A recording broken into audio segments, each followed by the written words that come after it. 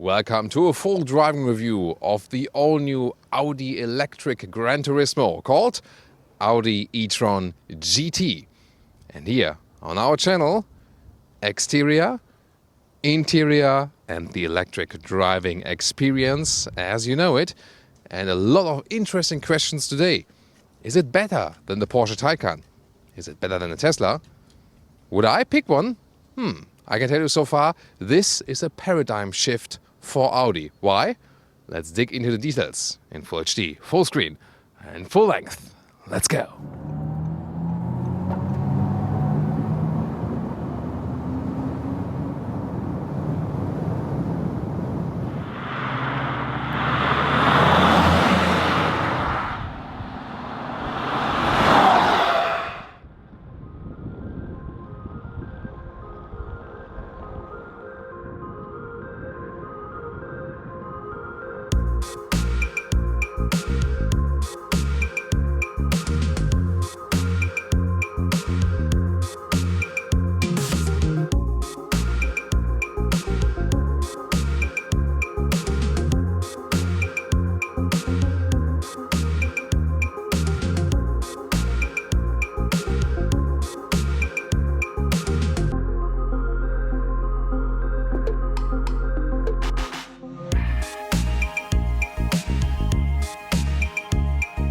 This one is held in the vehicle color. The standard would be in a gray or silver note, but you can also get it in black for a more sinister styling. Also the Audi rings either in chrome or in black available. You can see here really wide stands on the road. LED, matrix LED, laser light. These are the steps here, and we can see these are the optional top trim laser lights then with the blue accentuations. The length is at 4.99 meters, 16 foot 4 or 196 inches. So a really substantial length, comparable to an Audi A7, but this one here is flatter than an Audi A7. It shares the platform and technology with the Porsche Taycan, so they are indeed siblings. But is this an Audi Porsche? Technology-wise, maybe yes, but there are really notable differences, especially in the interior. Soon more to that.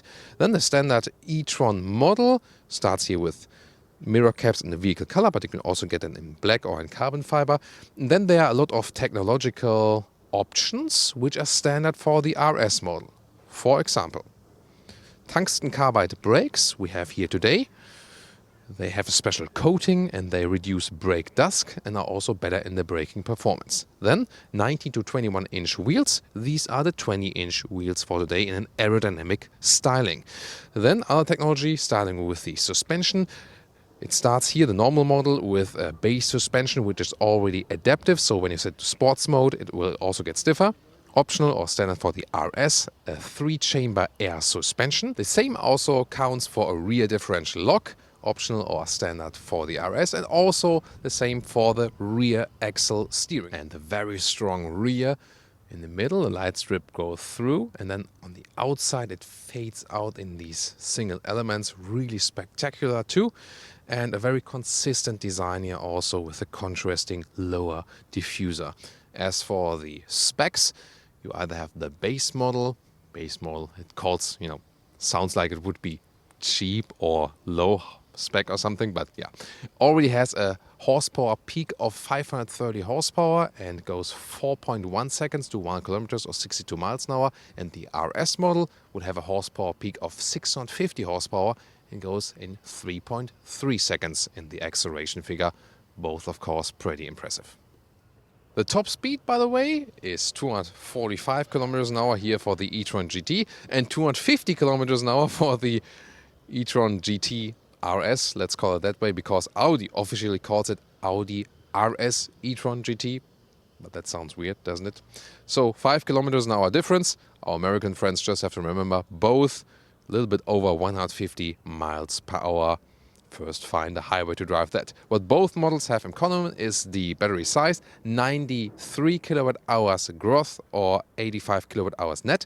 This will deliver you this electric range of about 400 kilometers or 250 miles. Recharging, there's a charging port here on the co-driver side, 11 kilowatt standard, optional 22 kilowatt. I think they should have made it standard with 22 kilowatt. It takes about 5.5 hours for a full charge. Then DC charging station, put up to 270 kilowatt. And you get, as standard here on the other side, another AC charger. If you would have the UK model, it would be the other way around. Then you have the DC port also at the driver's side and the other one at the co-driver side.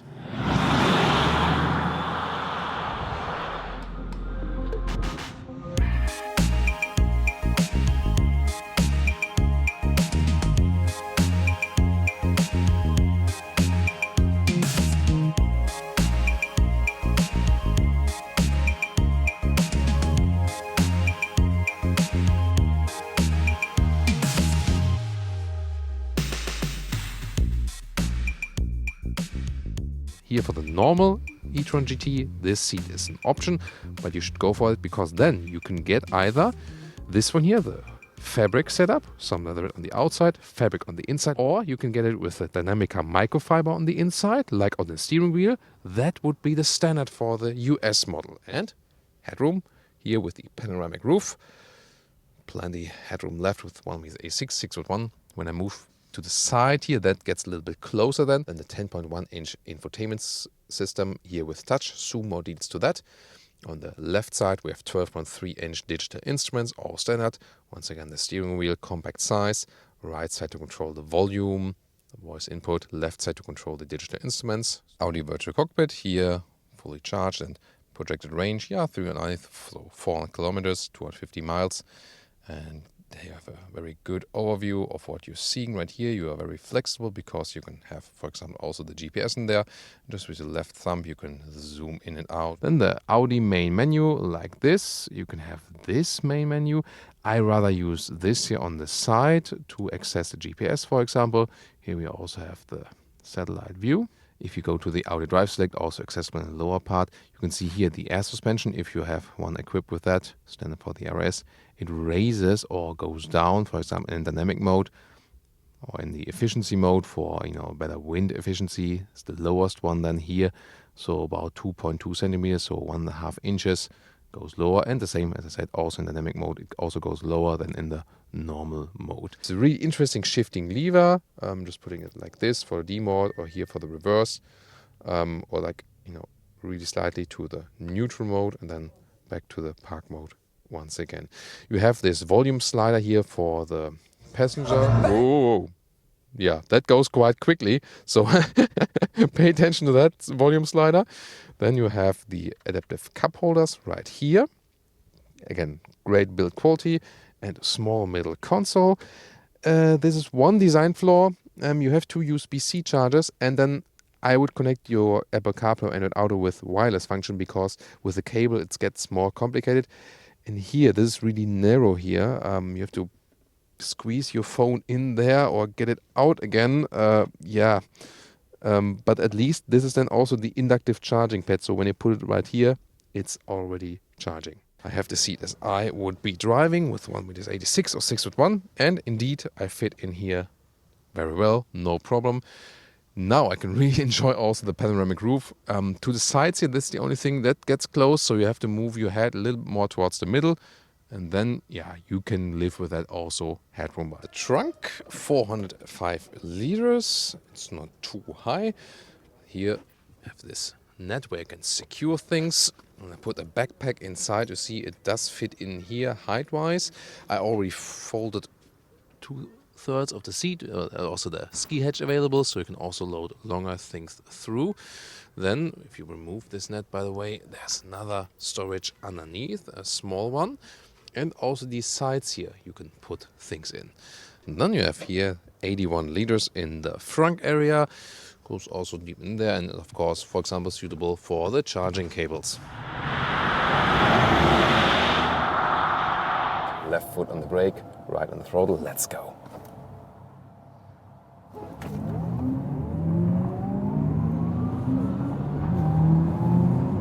Whoa, that was 120 kilometers an hour.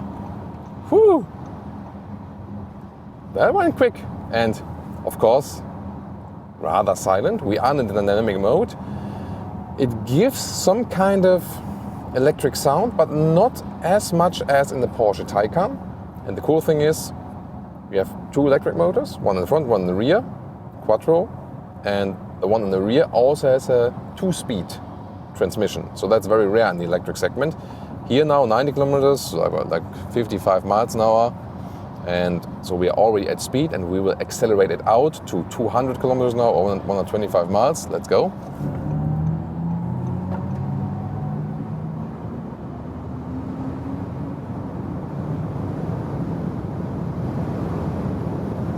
But still reasonably silent here considering the speed, and the car is so stable on the road, really feels like a supercar. Difference indeed already feeling right now to the Porsche Taycan. The suspension, even in a dynamic mode, is softer. So it feels very sporty, but the Taycan is more race car-alike, whereas this one here more transport Gran Turismo. The name says GT. The energy consumption here at these really, really high speeds, 180 kilometers an hour, is by the way around 40-something kilowatt hours on 100 kilometers. That's around 64 kilowatt hours on 100 miles. That means at this speed, the car would run, like 200 kilometers or 125 miles. But then again, when you put the speed to around 120, 130 kilometers an hour, so like 80 miles an hour, then you have energy consumption of about 25 kilowatt hours on 100 kilometers. So, that's then rather in the 40 something kilowatt hours on 100 miles. And then you can score some 300 kilometers of range or some 200 miles of range. And once again, we're at 150 kilometers an hour, German motorway, unlimited speed, once again.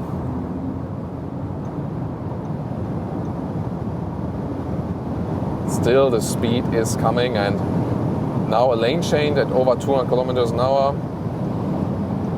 So stable here, it feels like nothing, Once again back, super precise from the steering.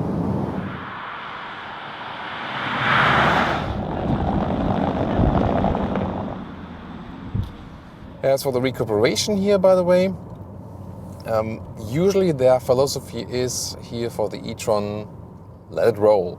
So there's not, in the standard setting, not a harsh recuperation. You lift your throttle and the car is rolling, and you do the regenerative braking when you're using the brakes. And first of all, the recuperation is being used. If you need more braking power, then it also uses the real brakes. You also have the predictive assistant. That means that, for example, when there's like an intersection coming, the car is reducing the speed in advance to be more efficient and so on. The car doesn't feel too big or too heavy. That's also the thing we have experienced a lot of times with electric vehicles. They are heavy with the battery centered, in the center of the car. But since it brings down the center of gravity so much, they feel more agile, they feel sportier. That's definitely always a thing.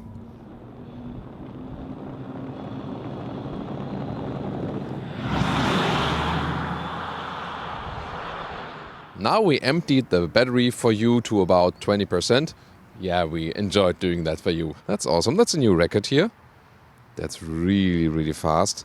So then we just need a couple of minutes and we are basically once again good to go. However, the 250 kilowatt doesn't stay all the way. You can see here now we are at 40% and then we're slowing down to 150 kilowatt, but that's still very, very fast.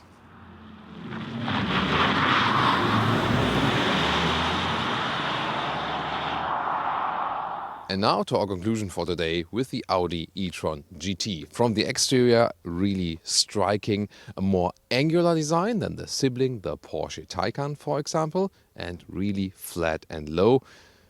And on the interior, a great build quality, also an own Audi styling, so really different from the Porsche Taycan. In general, of course, when you compare it to an, let's say, Audi A7, for example, or an S7, these cars have a little bit more long-term comfort. This is still a very sports-oriented vehicle, seating-wise, and has more the Porsche geometry. So I don't feel super comfortable as for the seating geometry. So for long-term, I would still prefer, like a vehicle like an A7. However, from the whole philosophy, I would definitely prefer this. This when you want the sportier touch. Suspension-wise, however, this is here super comfortable. It's very comfortable and sporty at the same time. This to me, driving-wise, is also different to the Porsche Taycan. This one here, a true GT character, more comfort, whereas the Porsche more has a little bit more of, racing style. Difference to the Tesla is to me that the agility of the driving is way better, and also this mix of comfort and sportiness. Of course, the Tesla's even quicker in the acceleration, although you also can get the RS model here. And the Tesla is more efficient and has a better range, especially when you drive higher speed on the motorway. However, you can get along with this range in good conditions and when you don't exceed the speed, as I said, about 400 kilometers or about 250 miles. And if you drive faster or it's winter time, it's really cold outside, then rather towards 300 kilometers or something less than 200 miles. So that's what you get. That's what you have. Overall, a super impressive vehicle, a very flawless driving experience, and once again, more sustainability at Audi finally, and really great what they've done with this interior. A very exciting car, and I can really say, drove around so many different regions here in the north part of Germany. This car is catching so much attention. Everyone's like, whoa, what's that? Everyone's like putting out the smartphones, taking photos and so on, or asking, like, what's that vehicle? So definitely you get a lot of attention with that one. So clearly, this is driving here a sports luxury car and driving it with a better conscience. So I really hope you enjoyed this episode for today. Tune in next time.